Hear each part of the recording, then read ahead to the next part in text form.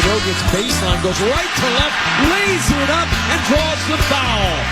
Elliot Cadeau, in the first 6.5 minutes, has been the MVP of this game.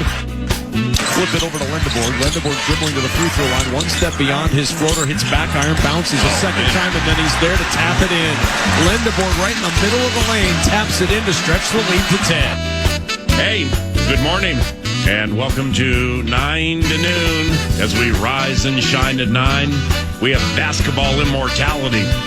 Minnesota basketball immortality joining us very shortly. From the same people who brought you Janai Broom last year with the Auburn basketball squad, Parker Fox has done it again, and eventually we will find a young man named Will Tschetter, a Stewartville, Minnesota native and a national champion with the Michigan Wolverines. Thanks for that, P. Fox. What's going on, brother? Good morning, PA. Happy to be here. Happy to talk hoops all day. Wolves clinch, which is a thing we talked about Monday. You gotta find a way to get it done with these last four, and sure enough, we get it done in Indiana. Have you paid relatively close attention to the LA Lakers meltdown? We'll get into that momentarily because I believe basketball immortality has arrived. This is fantastic. His name is Will Tschetter, a Stewartville, Minnesota native and national champion Michigan Wolverine. He begins the 9 to noon show. Covenant claps whenever you're hoisting a trophy like this in one shiny moment, and makes his debut on the 9 to noon show. Will, your friend Parker Fox is here. The producer is Nordo, and I'm Paul Allen. How are you? Thanks for joining. Man, I appreciate you guys having me. Doing all right now. Well, the way you're talking, I mean, I've done this long enough to tell when somebody is talking with a smile on their face. You're still smiling from Monday night, aren't you? Yeah, you are definitely correct to say that I'm still smiling, man. Let's begin here. What an amazing experience for you that you've had at Michigan, man. I mean, from the redshirt year to the terrible season that led to a coaching change to Monday night in the national championship. Mr. Will Tschetter, did you ever think it all would work out like this when working on that farm in Stewartville? Man, it's kind of a fairy tale ending to a pretty, unique and cool journey. Obviously, Parker played in, this league. He knows how tough it is to play in the Big Ten. So, for us to be able to finish off my senior season, with a run like this, 19-1 in Big Ten regular season, and then, eventually, win those 6 games in the NCAA tournament, you couldn't have written it any better. Yeah, Will, Parker here. Good to hear from you, man. Feels like yesterday I was watching you tear it up for the Minnesota Heat. I was talking to Willie Vang yesterday, and just so awesome to watch your story. I don't know if you remember this, but I called you this summer, and it was right before my Big Ten Network interview, and I asked you, I was like, how's Michigan looking this year? How are you guys looking? And PA, I'm not lying to you. He told me we're going to win a national championship. Holy cow! He told it to me straight up, and you called it, man. What kind of made you say that? What kind of brought that to you, and how did you know this team was special? Yeah, man. I mean, we have a group of dudes who, are just ridiculously unselfish night in, night out. Guys are willing to sacrifice what it takes in order to, get the job done. When you have, those sort of pieces that come together and a mentality like that, and then our coaching staff, good things, are going to happen. And, everything worked out just like it was supposed to. The buy-in was there. And then obviously, no shortage of talent as well. Hey, man, props to UConn, by the way, because I mean, you guys were so good all season, and obviously in the NCAA tournament, you had that push-button mentality. When things were close, all of a sudden, you get up for a second and you come back to the couch and you're up 15 to 20 points. So props to them. Because, I mean, they honestly, they had to milk the clock on offense and make you guys defend and maybe tire you out, maybe get you in foul trouble to even have a chance. So they kept it as close as they could, right? Oh, yeah, man. Like, all credit to them. Obviously, ridiculously, historic program when you talk about what they've done the last, 3 or 4 years. What Coach Hurley has built there. We knew, coming in that, they were, one of the top teams in the tournament. It was going to be a battle. They were, ridiculously well prepared. I think they played us as, well as anyone had this season. Going up against my former teammate, we knew that was going to be tough, and T. Reed. So to be able to get it done against a historic program like that, the winningest player in college basketball, and Alex Caravan, I think super cool moment, and a lot of credit to them for they had a great game plan in place. Michigan Wolverine national champion Will Tschetter, a Stewartville, Minnesota native, is on 9 to noon, courtesy of our friend Parker Fox. And with your squad, this Michigan machine, man, what are some things that consistently made that thing function at just the highest level when it had to function at the highest level? And Elliot Cadeau, that New Jersey kid you had at point, what a tough player he is. Yeah, my Lord. I think he really spearheaded things for us. I feel like we had a lot of guys this year who came in. Our transfer guys were all kind of, underrated, or you could say, a little bit buried at their former spots. Maybe, outside of Yaks. So, for EC to come in, Merez, Adai, and, kind of prove to themselves and, to the rest of the basketball world that they're able to, hoop at a super high level and a great, offensive defensive system. And then just have the unselfishness and, the buy-in that we did, really just made this thing go. And, I've, been around 5 teams, in my 5 years here. And, I think this was the first team where we had 0 locker room issues, like literally not even one, from day one. So to be able to kind of have that sort of, camaraderie and chemistry, stuff was easy. Will, I think something that goes extremely underrated, especially in the college game, is having a player like you, a glue guy, a leader. Something that doesn't go noticed is your guys' little halftime huddles before you actually head to the locker room. And it's something that I watch and I see for years, and it's you leading that halftime huddle. You guys were only up by 4 in the, going into halftime there, and UConn's consistently been a team that sticks around and then finds a way to close it out at the end. What was your message to that team before you went to the locker room, before you guys heard from Coach Dusty May? What was your message to the boys? Man, I just didn't really feel like, I didn't really feel like we had our edge, or, we just weren't really having fun. I felt like we were playing a little bit tight. Shots weren't falling in the first half. We didn't even make a 3. No jump shots were going. It was gritty. And my message was we won this game, already. We've, played, these tight games where things aren't going our way, where we're not hitting shots. That was the beauty with our our non-conference scheduling. We scheduled tough teams that, we knew played different styles of basketball to prepare us for these moments. So it was just kind of a reminder to them, we've already played this game. We got it. We got to come out, look like we're having fun, fly around, dictate the pace, and, we're going to like where we at in 20 more minutes.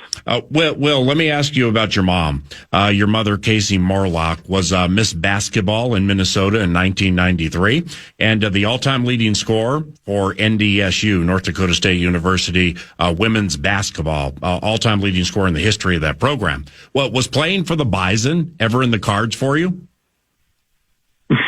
Yeah, Coach Richmond definitely, recruited me pretty hard out of high school. They were one of my first offers. Obviously, early on thought, that could be a real possibility of going to play there. Had spent a lot of time in Fargo. But then, some other schools came along, and, Michigan was just too good to pass up from, the academic standpoint, and then obviously the basketball standpoint. So was your mom the first to teach you the killer crossover? I don't think my mom ever crossed the ball over. She was one of those paint scorers who, had ultra finesse, down low, and watching some of her film, it was strictly scoop shots and hook shots. I love it. Well, you make it sound like she was playing in 1940, man. They hadn't cut the bottom out of the peach basket yet. Holy cow. No. Oh, man. This is Will Tschetter from the national champion Michigan Wolverines, a Stewartville, Minnesota native, and he's on the 9 to noon radio show. Yeah, well, it's been, so fun to watch you and follow your path. And I think Michigan was just the perfect spot for you. Obviously I would have loved to have you be a teammate here at Minnesota with me. But it's just been so perfect, for you at Michigan. We want to know what's next, man. We want to know, are you going to keep hooping? What's the next, spot for you? What's the next story in your life after leaving Michigan here as a national champ? Yeah, definitely gonna go hoop after a couple days ago. There should be an announcement coming soon, but I'll definitely be hooping in the very, very near future. So looking forward to that, and should be a great experience. And then we'll see where that leads in the future. Maybe as a side job, Will, you and Parker get together and start Big Man U. I mean, like the NFL has tight ends U. You guys can start a business to raise big men to get to D1 basketball. What do you think of that? Oh, man, if Parker and I started that, we would have the grittiest guys in basketball. That's for sure. We just work on loose intangibles and the effort would be through the roof. Yeah, and you bring Mom, Miss Casey Morlock, in to work on the scoop shop from about 10 feet away so you can win all the horse games. That sounds terrific. All right, just a couple to close here. You mentioned the name Yax earlier, and that's your teammate Yaxel Lendeborg. And he just fascinates me. I mean, when he was at UAB, I knew who he was, but I didn't follow him. But then you read up on him and just what a rough finish to his high school run for various reasons. He's at JUCO for 3 years, then the bad knee in the title game. And he's extremely good. What a gifted young man he is. What was your year like with him? And I'd imagine that you had to be selfless, right? Because when he arrived from UAB, you had to share time with him. Oh, yeah. That's just, one of the things that we talk about in our program is, sacrifice. Coming into my senior year, only goal for me was, to be cutting down the nets on the first Monday in April. So having him come in and then be able to kind of set the tone for our team and, Yak's the kind of guy that, he's going to make sure that everyone's kind of having fun and the mood is light. There was videos going around of our team and, everyone thought we, weren't locked in, playing like team video games, before practices or, in the locker room, or, singing, crazy songs in the warm up lines and things like that. But, I feel like he just made sure that, we were all loose, ready to play and really having a lot of fun. What will you remember about your time with Coach Dusty May?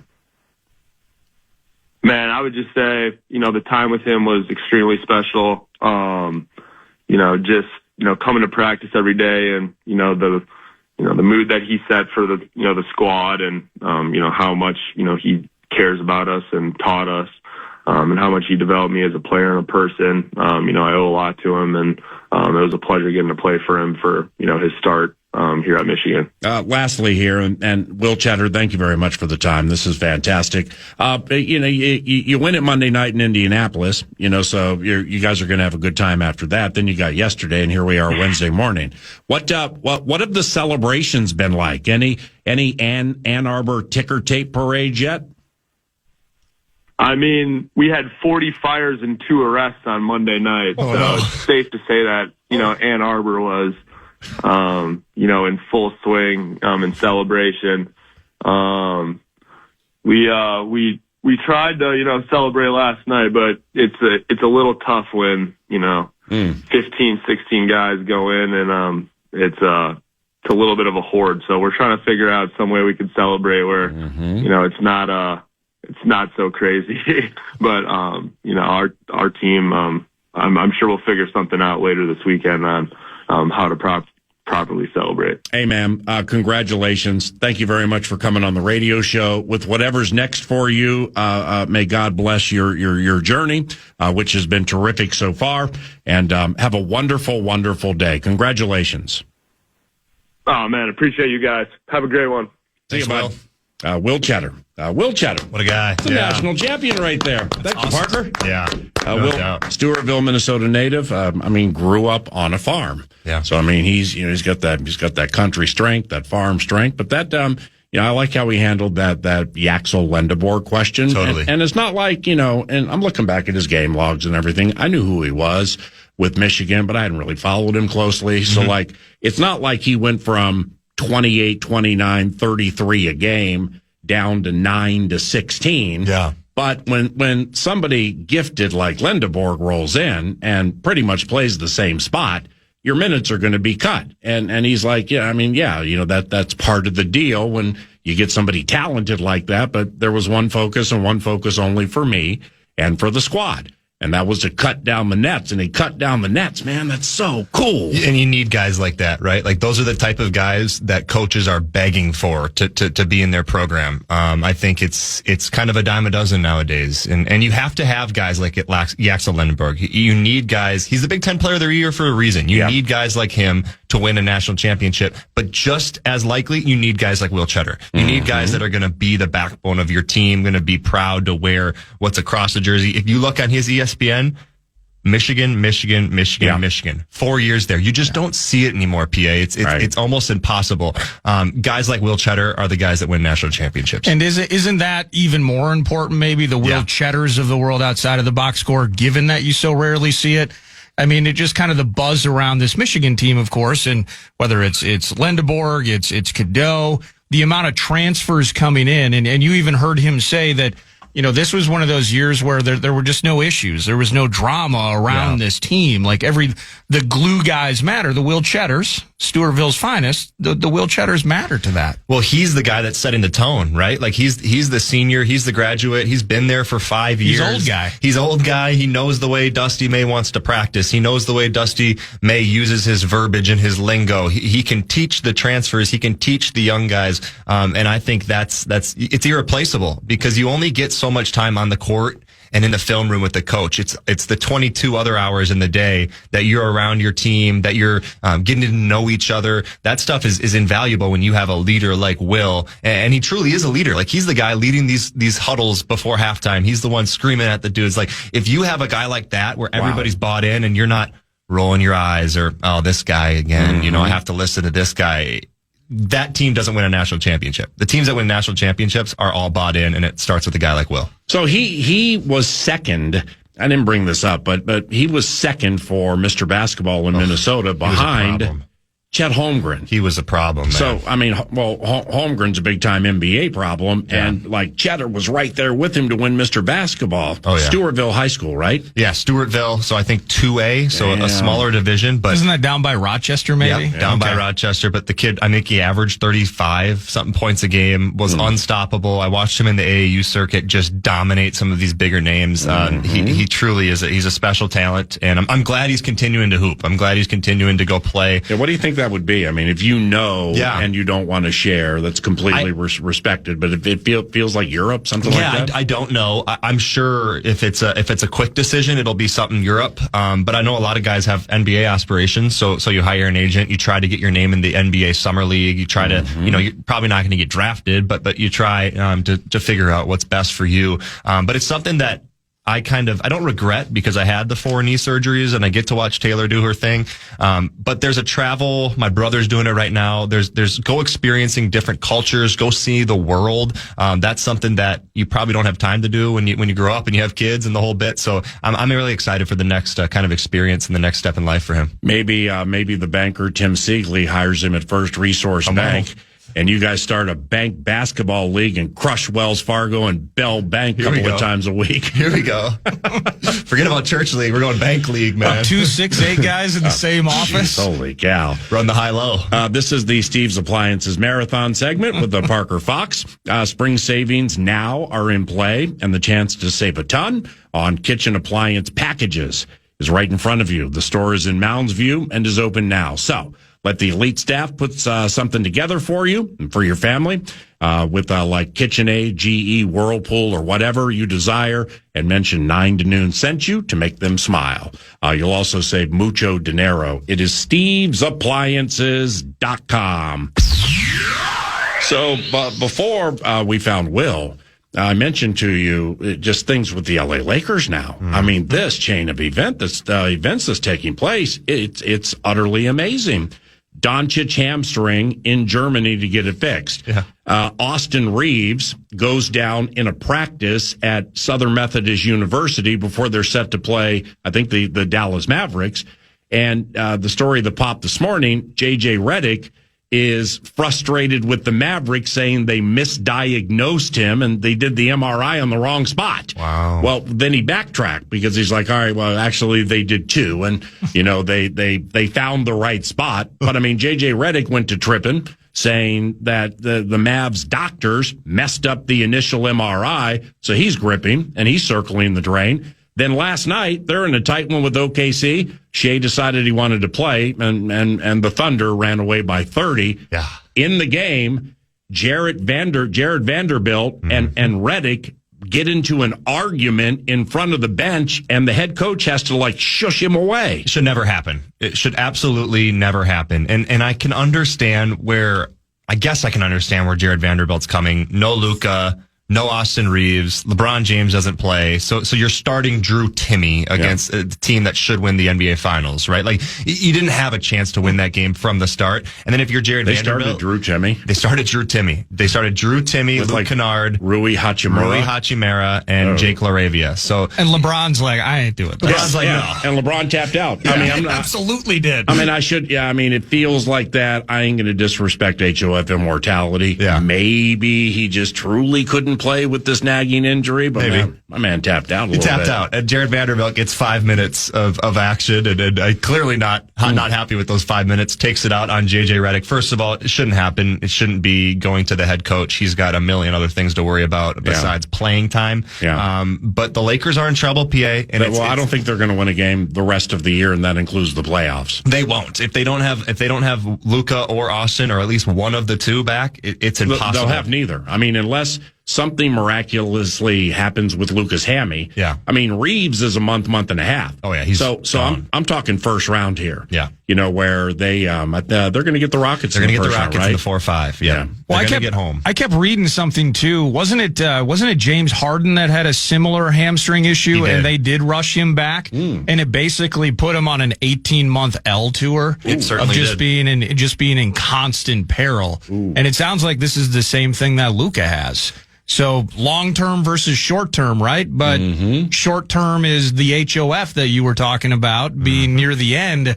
That's just a disaster for the Lake Show. They had that thing set up, man. They had that sucker set up nicely. They were rolling. J.J. Redick gets his back-to-back 50-win seasons. Palenka's giving him the ball. Everybody's happy. The locker room's vibing. We're pouring water at each other, and then right. We've seen LeBron take worse teams and win series with it. So no, we haven't.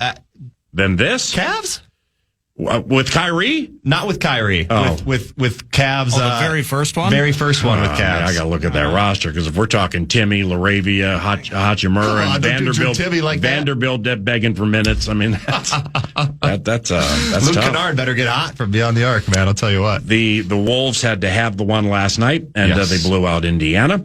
LeBron skipped that OKC game, and of course they got killed. So we're getting Denver to start things. How do you feel about that? I don't love it. If you would have asked me a couple of weeks ago, I would have felt a little bit more comfortable with a healthy Jaden McDaniels.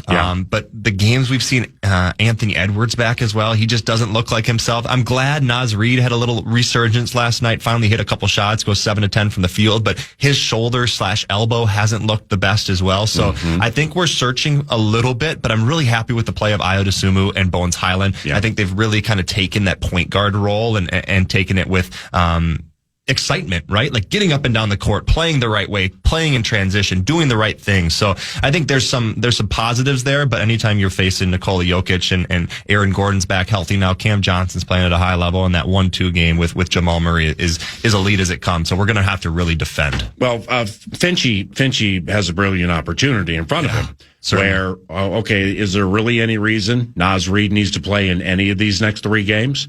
Rudy Gobert, you run the risk of him getting that flagrant and, getting a suspension right in front of the playoffs. Yep. McDaniels and Edwards, they've been out week and change. Yep. No reason to bring them back, and you get 5-6 days before you play game number 1. Mm-hmm. So this actually can have some serendipity to it, where the positive transpiring from the negatives that would be injuries is I don't really see any reason to play any of those guys in these final 3 games. Do you? I don't. I do think that there is a level of continuity and togetherness that comes with basketball that you can't get outside of playing basketball. So I think there's that factor, but I do agree that the rest is important. Jaden McDaniels is clearly hurt. Anthony Edwards is clearly not moving the same way he needs to move.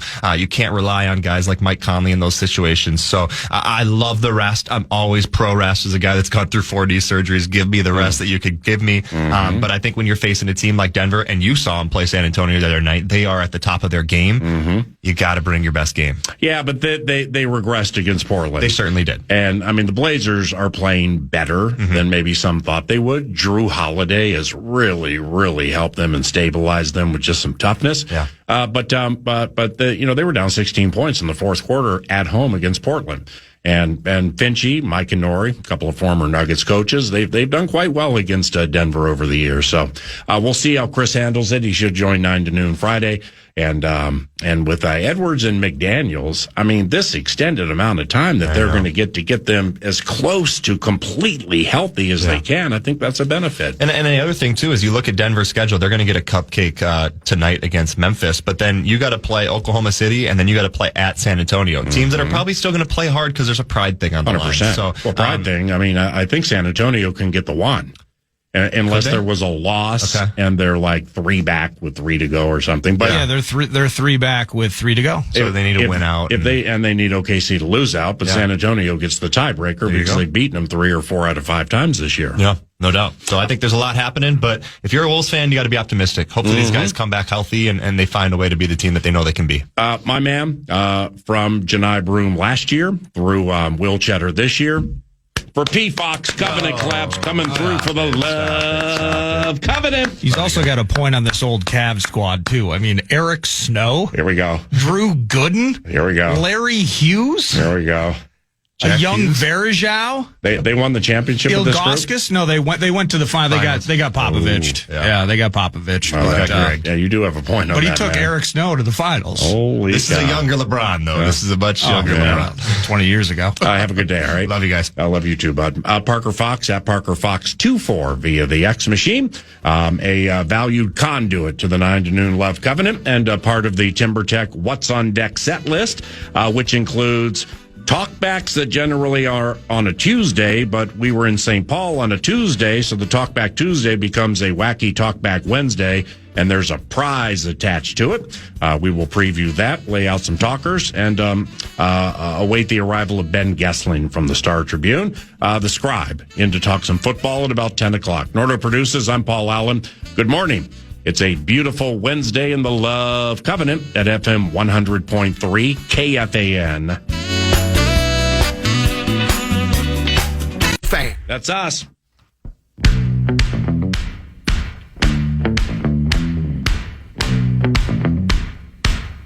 Just a reminder, May 25th through the 28th, I'm going to be hosting a walleye fishing trip up at Ballard's Resort. You can go to ballardsresort.com, but it's $5.95 a person for 3 nights lodging, 2 nights of elite guided walleye fishing, not by me, by an actual expert. You get meals, rods, reels, bait, and tackle, all that included. $5.95 a person, May 25th through the 28th. Again, check it out, ballardsresort.com. Offering was blocked. Johansson the point. Spurgeon to drive. Rebound. Tarasenko scores! A slam dunk from Tarasenko.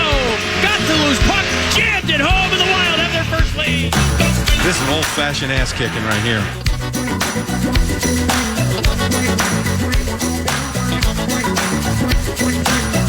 Hey, there we go. Your button got stopped. Are you in? Yeah, I'm good. No, man.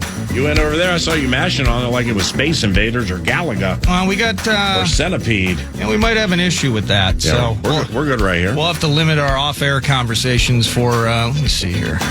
Yeah, sorry, I don't know what's going on with that. But we hear you. This is a Talker Wednesday with a prize tied to the end of the equation, and that prize is provided by. Yeah, Northern Fire Grilling and Barbecue Supply. It is a Talker Tuesday on a Wednesday, but somebody later today via the Talkback machine, free iHeartRadio app, give us up to your best 30 seconds, and we will have at least a couple prompts for you. You hit that microphone, give us up to your best 30. One of you is going to get a $25 gift card to Northern Fire Grilling and Barbecue Supply in Minnetonka. Thank you, Northern Fire. And FIA, Fairness and Apology Act. If you hear yours truly occasionally, clearing my throat, it's because my cough button's not working. It is not. Okay. So, no, we got no cough. Check on the Talkback. I got the phone issue over here. I got you. Talkbacks are good. Talkback Sneaky works. Conversations in play. All right, It's cool. gonna bite us so hard. All right, 3-2. I have a Talkback Talker Wednesday suggestion, and it involves the Minnesota Wild and it involves the National Hockey League. So here's the deal: best place if you're relatively new to the situation, or maybe you're old school, best school, but you've just never been so inclined to join the Talkbacks. What's the best way to do it? Yeah, free iHeartRadio app. Hit that microphone. Give us up to your best 30 seconds, and I will find them, read them, and play them. Here's the question. Here's the hockey-related question. How much does the Wild having home ice, not only against Dallas in the playoffs, but anybody mean to you? Ooh. All right, so how much does home ice truly mean to the Wild fan in you? And, obviously it would be Dallas first, but let's just say home ice, period. And so here's the proverbial rabbit hole I decided to go down yesterday. Yeah. And it just involves the last 4 years of the Stanley Cup playoffs. Now, I could have gone farther back. It's not that this thing evened out, but it's, when we say home ice in the Stanley Cup playoffs means less in that game than any of the pro sports, then we and others know what they're talking about. For instance, in the last 4 years of the Stanley Cup playoffs, let's go back. Let's go year of our Lord 2022. Okay. So we'll go 2022, 23, 24, and then last year. In 2022, there were 9 victories for road teams and 6 for home teams. Okay, so you got these playoff series, rounds 1 all the way through the Stanley Cup, and the road teams won 9 of the 15 series in the Stanley Cup playoffs 2022. Now we go to 2023. Road teams won 10 of the series, home teams won 5. In the Eastern Conference, there's sheer road team domination that begins in the Eastern Conference right around this time.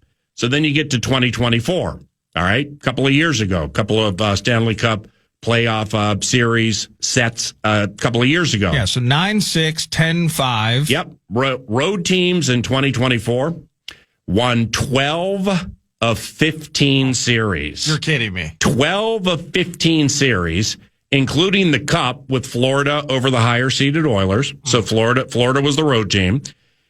How about this? In 2024, in the Eastern Conference, every Eastern Conference series went the way of the road team. Oh my gosh. Road teams went 5-1 in first round series. Oh my God. That's 2024. 2025 last year. Perhaps more vivid in the memories. Road teams had 8 series wins and 7 losses, so it evened out a little bit. Florida beat Edmonton in the Stanley Cup, and Florida did not have home ice. So overall, with the last 4 years of hockey playoffs, road teams have won 39 series. Home teams have won 21. Oh my. So truly, forget about your season tickets. Forget about Billy, Johnny, Christy, Susie, Tamika, and Antoine getting to the chance at one more game. Yeah. Just think about what's best for your squad if you play the averages. Now, FIWA, Fairness and Wild Act, I would prefer them to have home ice advantage, and I'm the one that put this together. Yeah, me too. But the majority of the road teams winning in the postseason are taking place in the Eastern Conference. I mean, again, back to 2024. This is amazing. Every Eastern Conference series went the way of the road team. Every single one. Road teams went 5-1 overall in first round series after 2024. So how much does the Wild having home ice truly matter to the elite hockey minds listening now in the state of hockey, and why? How much does it truly matter to you when you know just the last 4 years of playoffs, road teams 39, home teams 21? That's a 65% winner, and just a taste. This it can be this easy to participate in a Talkback Tuesday on a Wednesday. Home ice means absolutely zero in hockey. Very important in football. Does not matter in hockey at all. I think the hockey mentality, I think that you'd rather play Game 7 on the road. I've seen the Blues do it. We won Game 7 in Boston to win the Stanley Cup back in 2019. Mm-hmm. Yep. Give me road. Would much rather be on the road in hockey. And that's our man Colin from Raleigh, North Carolina, by way of St. Louis. So if anybody knows a Southern twang, good barbecue, and good hockey, it would be somebody who's watched the Carolina Hurricanes win at a high level for X amount of years. Thank you very much for the talkback. Another opportunity for you, Vikings fans, as we approach the draft. 2 weeks from tomorrow, as a matter of fact. So keep those talkbacks coming, whether it's the Minnesota Wild, how much home ice advantage does or not matter, but also how much faith you got in this guy in 2026. Fifth start for Penix, 8th overall pick in the J.J. McCarthy draft. Werner in motion to the left, back to the right. Penix bobbles the snap, recovers, floats out to his right, and all kinds of Vikings are all over him. Dallas Turner sacks Michael Penix. First sack this season for Dallas Turner. It's a loss of 10. It's 2nd and 20. So I like that. So I'm hanging out on Easter. You and I were texting a bit. We're trying to follow, what things look like for the hockey team and just everything that goes on a sports Sunday into a work week. And this stat pops up on Easter, PA. And this is via, and I did not follow this any further than just the post. So I'm hoping I'm not getting Adam Scheftered here. But it says NFL researcher. Mm-hmm. And it goes as follows. Andrew Van Ginkel was the only NFL player with at least 10 tackles for loss and 10 passes defensed during the 2025 season. So the reason Andrew Van Ginkel plays into this is the conversation around Dallas Turner starts with Jonathan Grenard. And Jonathan Grenard, maybe he wants a raise. Is the team getting Rosenhaused? What is the future for Jonathan Grenard and this team? And you and I both said it, PA, we want Jonathan Grenard on this team. He is a difference maker. We love the guy. He's terrific on and off the field. We want to make it work with JG. No doubt about that.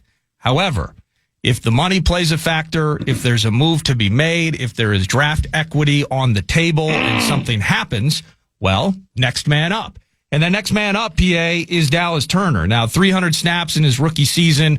We chronicled this mightily because there was the trade up to get him, to acquire him.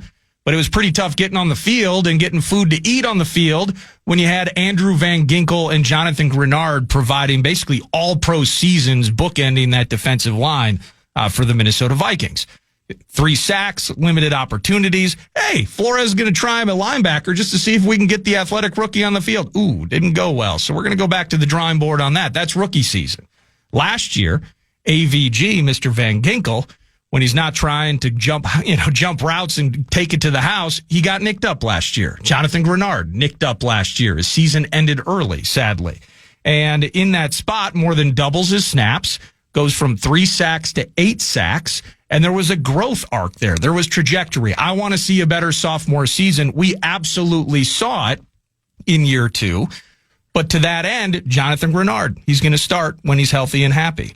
So for Vikings fans, free iHeartRadio app, once you ponder home ice, does it matter? Does it not matter? Wow. Road team, 65% winners in the playoffs. Take all of that into account and send some talkbacks. What is your level of faith if I was to tell you that Andrew Van Ginkel and Dallas Turner were your starting pass rushers in 2026? What does that look like? How does that hit you? Does it potentially affect what you're doing in the draft? Most certainly. And how do you feel about Dallas Turner year 3 taking that leap to start all the games for the Minnesota Vikings? And also CTE is in play. Create your own talker, everybody. If you got CTE is very much in play right now with yours truly in this cough button.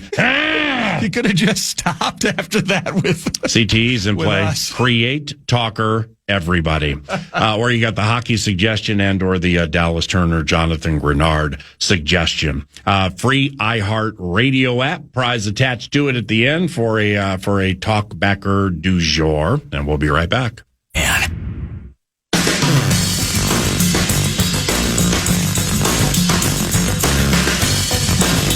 Talkback machine. APA and Nardo, I would say I think it makes all the difference in the world, having the fans, having the energy behind you.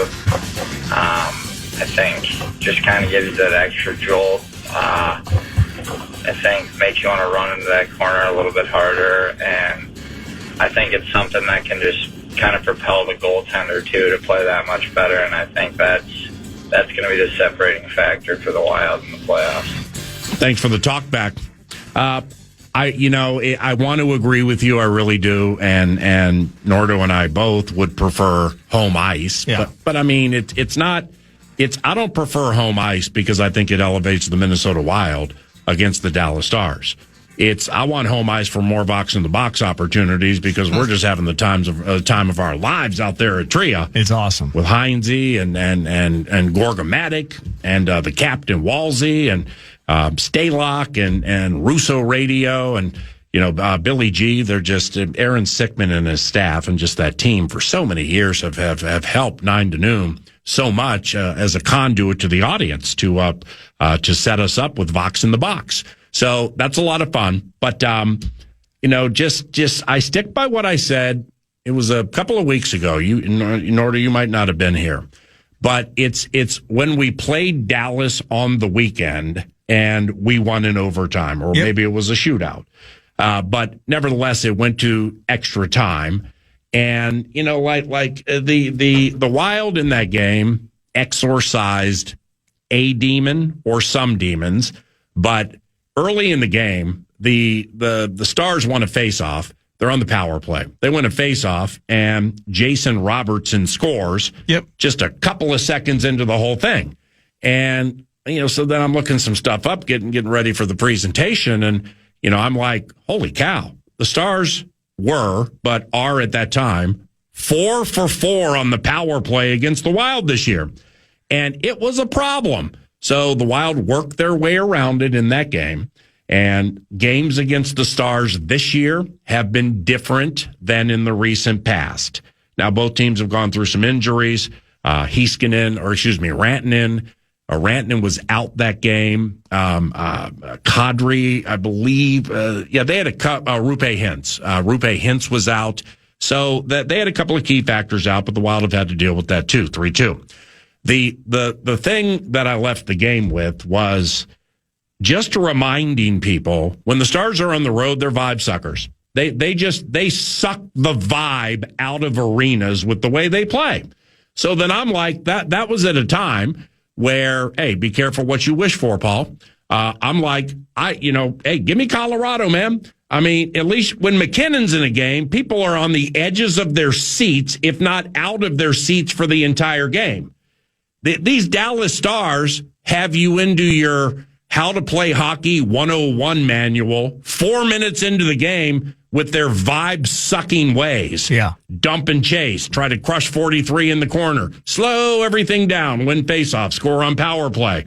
They suck the vibe out of road arenas. And they're still that team. I mean, they may have been a little off-kilter of late, and they tried to mess everything up last night against Calgary, but nevertheless, they didn't. They got 2 points out of it. So the Wild needs to win out. Dallas needs to take a loss or an overtime loss. It almost happened last night to Calgary, so they're still a little off kilter. Now, but they're vibe suckers, man. Let's just, with Colorado and that racehorse hockey, now there's just some excitement to it, and McKinnon's a legitimate target at which to shoot. I mean, with respect to the Stars roster, few are buying tickets to see Jason Robertson, Wyatt Johnston or Jamie Benn. Everybody's buying tickets to see Nathan McKinnon and Cale Makar. Yeah. So, okay, yeah, they're better. Maybe they're not a ton better, but the Wild have had success against the Avs this year. We have. But nevertheless, it's the home ice talker is predicated on the fact in the last 4 years of Stanley Cup playoff action, there have been 60 series, and the road team has won 39 of them. A fair amount in the Eastern Conference, but nevertheless, 39-21 for the road teams, thus the talker. And it's not, we just want to verify it's not last change radio, that this is in particular to the series results. Yeah, Mike's dead again. This may end up being a problem. This is potentially a thing. Okay, now, but anybody got a megaphone laying around here? And like we could break this window and I could just use a megaphone and talk out the window? You want to call into the phone from the studio, we can do that. Okay, Covenant claps for Alex Stalock. Yes. Here's why. Because he gets the bit. Yeah. That's why. He's not so tight with the way he executes his toil and just so overly careful with the way he does things. His personality is vivacious. It's goofy. He likes having fun. There you go. He's quirky, he's goofy, and he gets bit. He likes bit, and he gets bit. Here's the deal on why we gave the Covenant claps. So I get home from a class last night, and when I turn on the game, the Wild, I think we're leading 4-2, 3-2, 4-2 at that time. And Stalock is working with the heir apparent. And so it was after the goal that made it 4-2, and my man's talking for 45 seconds, just killing it. Taco Bell takes? He sounded so good analyzing that bad boy. I shot him a text. Sounding great, my man. Keep it up. Exclamation, exclamation, exclamation. And so then I sit down, and Anthony's talking, and they start talking about the Dallas Stars. Well, with a smile on his face, I hear him talk about home ice advantage, and he just starts like this. Having home ice is great, especially when it involves last change. I always love that one. And he paused to let it breathe, and then I wrote him, "You're unbelievable. I mean, you can't play any faster right now." So my man gets the bit with that last change. Talkbacks. Hey, Nordo and PA, Robbie in Burnsville. More important than home ice is, one, that the Wild beat Dallas in their next game here with a strong optimism they can beat them in the playoff series. And two, that regardless of if they have home ice, they win the first game of the series. They need to prove they can beat Dallas to themselves first. Ooh. Yeah, I like that. So tomorrow night, marquee matchup. Yeah, I'll just lay it out like this. I'll be surprised if the Wild don't win tomorrow night. And it might even be convincing. Dallas, okay, I don't know what the conversation is with Sports Sturm and bad radio down Ticket Way in Dallas, but they've advanced farther than us. They've beaten us in the postseason. They've beaten us a majority of times in the regular season for X amount of years. I don't think winning out matters as much to Dallas as it does to Minnesota. So I think, and this when they get mostly healthy and they go to Ottawa, and Ottawa's tooth and nail to get into to do some good things with Brady Tkachuk, and they got killed. Okay, yeah, we're happy for you, Paul. It's a matinee game on Saturday. Anybody happen to remember our recent games against middling Eastern Conference teams? I always love that one. Yeah, they all went the right way, didn't they? Well, no, they didn't. So the Wild pushed a button there, took care of business. They were able to get by Detroit, which is a young team that's going to be better year after year after year with Lucas Raymond and Dylan Larkin and the rest of the Cats. And then last night. So last night was professional. When you have a bad team, sniffing Turks and Caicos or Las Vegas on a back-to-back where their best goaltender got hurt the night before in Winnipeg, you kill that team. Yeah. That's it. Yeah, but they were down 1-0. Who cares? We're not betting the first period line. We're rooting for the team to get to and give none. So I really like the Wild's chances tomorrow night at Dallas. We just need, you beat Dallas. You just need Dallas to lose a game or take an overtime loss, and then you get home ice in the state of hockey. Yeah, I do think that, not just advancing, but if you remember, it was 2020 or 2021, they went to the Cup final. And as an organization, they've gone through a couple of head coaching changes over that time, still hanging on to the last gasps of a Sagan and Ben, and you got Robertson, and you've tried to rejig this thing along the way. You got a world-class goaltender. Their mindset, it does indeed feel like it's a little bit different here. Let me do one more talk back, and then we shall go to pause, and Mr. Gessling will join the mix. Hey there, Paul Allen. Hey there, Nordo. Hey. I think that it would be very good for the Wild to honestly be a road team, as much as we'd want them to be the home team, because, we get to possibly watch some playoff games here in Minneapolis, but I think it'd be a really cool thing for them, especially with all the pressure and whatnot. It would build up to be a very ecstatic game. Go Wild. So he wants watch parties. That's what he wants. He's like, okay, St. Paul, the traffic's going to be a little bit lighter. I can head on down to the pub and just get rowdy on West 7th at Tom Reed's. Go play in Dallas so I can party in the hometown. We have royalty listening to us right now, by the way. The King of the Rubes, Jimmy Knutson. He's on the road driving through northern Indiana, listening to 9 to noon on the free iHeart Radio app. And the reason he's in northern Indiana, well, of course, he's the King, Jimmy Knutson, King of the Rubes. He was at the national championship game at Lucas Oil on Monday night and stuck around for the Wolves blowout of the Pacers last night. The King, covenant claps for the King. That's some Rube royalty right there. Back at